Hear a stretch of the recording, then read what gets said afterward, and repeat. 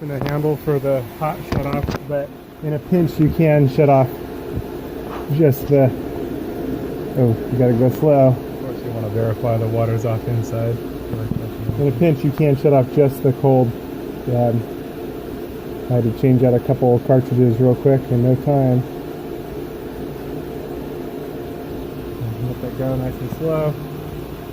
Like that.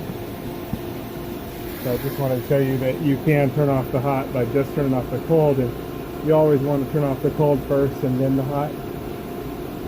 But yeah, that's that. And nice and slow. Sometimes you need to come back to it. Just walk away and come back after. And, don't forget to turn the boilers back on.